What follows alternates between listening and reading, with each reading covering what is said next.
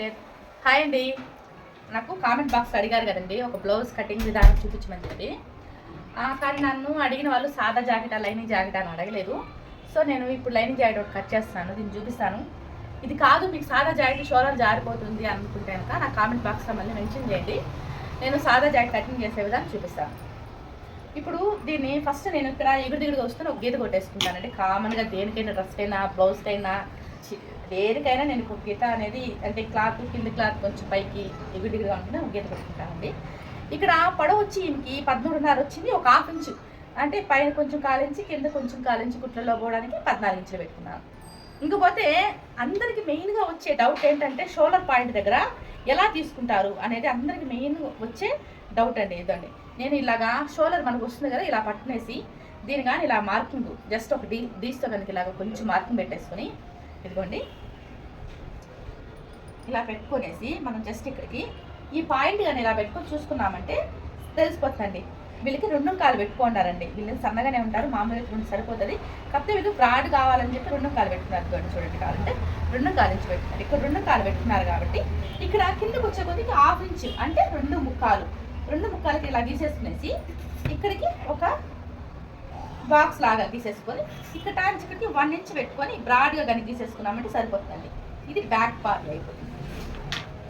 ఈ 2 కాలు అనేది అందరికీ రాదండి, నాకైతే 2.5 వస్తుంది, సన్నగా ఉండే వాళ్ళకి 2 వస్తుంది. ఇది కంపల్సరీ ఈ పాయింట్ అనేది కొంచెం చూసుకోండి. ఇది కానీ చూసుకున్నట్టయితే షోల్డర్లో జారదు. సెకండ్ వచ్చి మన బ్లౌజ్లో ముఖ్యమైన పార్ట్ చంక షోల్డర్ కానీ కరెక్ట్గా సెట్ అయినాయంటే ఇంకా బ్లౌజ్ అంతా సెట్ అయిపోయినట్టే. ఎట్లున్నా కొంచెం లూజు టైట్ ఉన్నా ఒక కుట్టు వేసుకోవడం ఇప్పుకోవడం చేసుకోవచ్చు. ఇలా పెట్టుకొని ఇదిగోండి నేను అంటే టేప్ పెట్టే విధానం బ్లౌజ్ పెట్టే విధానం 2 చూపిస్తున్నాను. అంటే చాలామంది టేప్ లేకుండా కూడా ఇంట్లో కూర్చొని కట్ చేస్తుంటారు, వాళ్ళకి ఎక్కువ డౌట్స్ వస్తుంటాయి. అందువల్ల నేను 2 చూపిస్తానండి. దాన్ని మీకు వచ్చి చంక 5.5 ఉంది చూడండి, ఇలా కూడా పెట్టుకోవచ్చు. ఒకవేళ మీకు అట్లా డౌట్ వచ్చింది ఇలా డీస్తో గీసేసుకొని చక్కగా ఇక్కడ టాంచ్ చూసుకొని 5.5 వచ్చింది ఇలా చూసేసుకోవచ్చు. నేను ఇప్పుడు ఇక్కడ టాంచి 5.5 ఇంచు పెడుతున్నాను. నేను ఇక్కడ 1.5 ఇంచు డ్రా చేయడానికి అంటే క్రాస్ తీసుకోవడానికి 1.5 ఇంచు పెట్టేసుకున్నాను.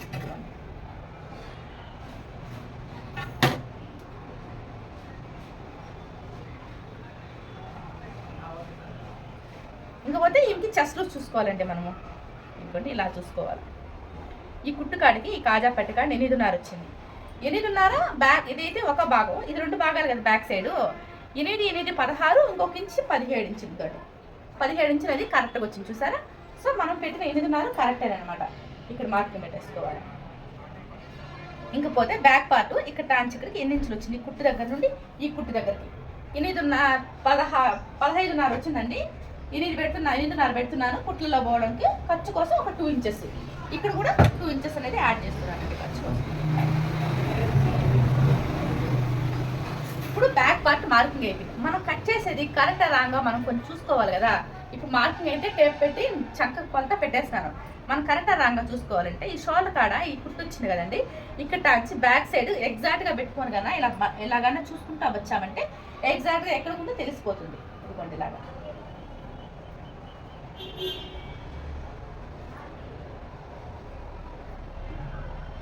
ఇలా చూడండి. అంటే ఇక్కడ మనం పెట్టిన మార్క్ కన్నా ఇంకొంచెం లూజ్ కావాలి. అంటే ఇక్కడ మనం తప్పు పెట్టామండి, 1.5 ఇంచు టచ్ అవ్వాలి కదా. ఇది కరెక్ట్. మనం ఖచ్చితంగా చంక రౌండ్ ఈ రౌండ్ కానీ కొలుచుకున్నామంటే కరెక్ట్గా సరిపోతుందండి. ఇప్పుడు మనం పెట్టిన మార్కింగ్ కూడా తప్పు వచ్చి ఒక్కొక్కసారి చిన్న మిస్టేక్స్ అనేది అంత ఈ 1/4 ఇంచే. ఇది కూడా మనకు బ్లౌజ్ టైట్ వచ్చేస్తుంది, ఇక్కడ వేయడానికి అవ్వదు. ఆ చిన్న పాయింట్లు చూసుకోండి. ఇప్పుడు బ్యాక్ కట్ చేసుకున్నామండి.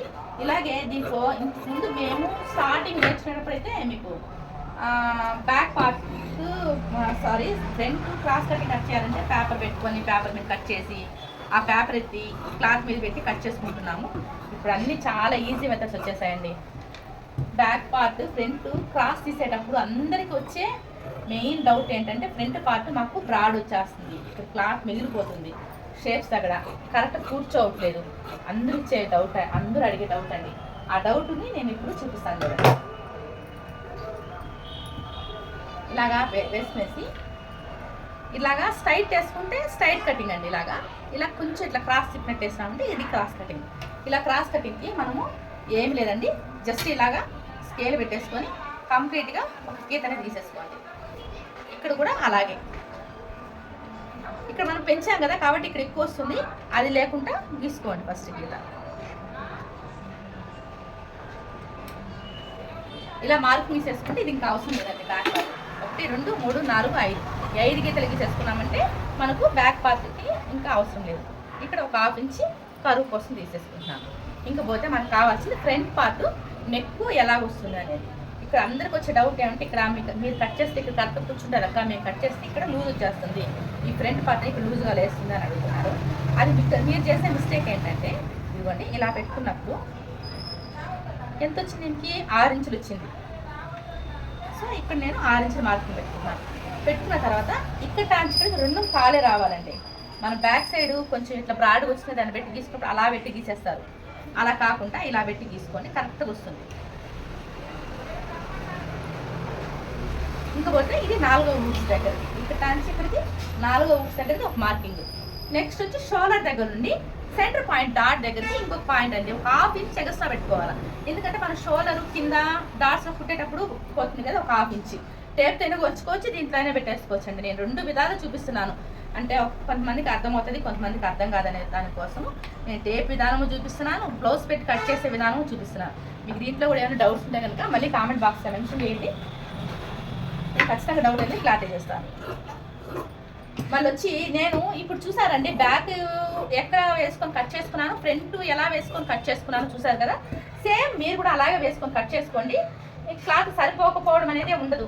ఇప్పుడు చాలా మంది ఇచ్చే కంప్లైంట్స్ ఏంటంటే మాకు 80 సెంటీమీటర్ సరిపోవట్లేదు అక్క, బ్యాక్ ఫ్రంట్ కట్ చేస్తే కొన్ని సరిపోతుంది అని చెప్తున్నారు. ఫస్ట్ రీజన్ ఏంటంటే ఇంతకు ముందు వచ్చినంత పన్నాలు రావట్లేదండి, చాలా తక్కువ పన్నాలు వస్తున్నాయి, అందువల్ల సరిపోవట్లేదు. ఇంకోటి వచ్చి మా అమ్మమ్మ వాళ్ళు కొంచెం బాగా సన్నగా ఉండేవాళ్ళు. ఇప్పుడు ఏంటంటే అందరూ కొంచెం లావుగా ఉంటున్నాము, పొలాల్లో పోయి కష్టపడే పని లేదు, అందువల్ల కొంచెం సన్నగా ఉండే వాళ్ళకి అయితే ఆ 80 సెంటీమీటర్లు కూడా సరిపోతుందండి. ఇప్పుడు చూసారంటే బ్యాక్ పైన ఫ్రంట్ పెట్టుకున్నాను కట్ చేసుకున్నాక, ఈ బ్యాక్ సైడ్ ఈ సైడ్ పడి ఉంటుంది కదా ఖర్చు, దాన్ని తీసుకున్నానండి. ఇప్పుడు వచ్చి ఇది ఎన్ని ఇంచులు ఉంది, 14, ఒక 1/2 ఇంచ్ ఎక్స్ట్రా 11గా పెట్టుకున్నాను. ఇక్కడ టాంచ్ ఇక్కడికి 3, ఇక్కడ టాంచ్ ఇక్కడికి 2.5, అంటే ఇక్కడ 3 వచ్చిన దగ్గర 2.5 వచ్చిన దగ్గర 3 పెడుతున్నాను, ఇక్కడ 3 వచ్చిన దగ్గర 3.5 పెడుతున్నాను. ఇంకా ఈ పాయింట్ కూడా చూసుకోవచ్చండి, 1.5 వచ్చింది, నేను 2.5 2 అట్లా మన ఇష్టం అండి, అది షేప్ మన కరువు తీసుకోవాలన్న దాన్ని బట్టి తీసుకోవచ్చు.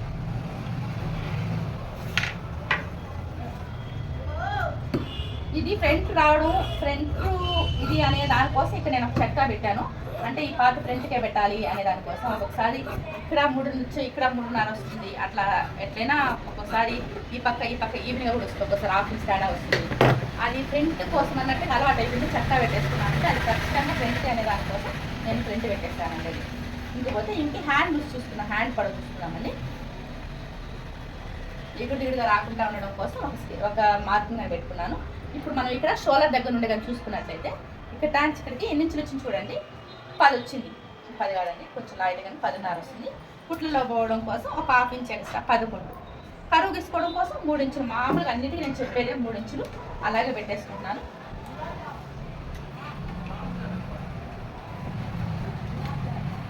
ఇంకా చాలా మందికి వచ్చే డౌట్ ఏంటంటే బాడీలో మీరు కట్ చేసే చెక్క, హ్యాండ్స్లో మీరు కట్ చేసే చెక్క 2 ఒకటికి వస్తాయక్క, మేము కట్ చేసే రావు ఏంటి అని అడతారు.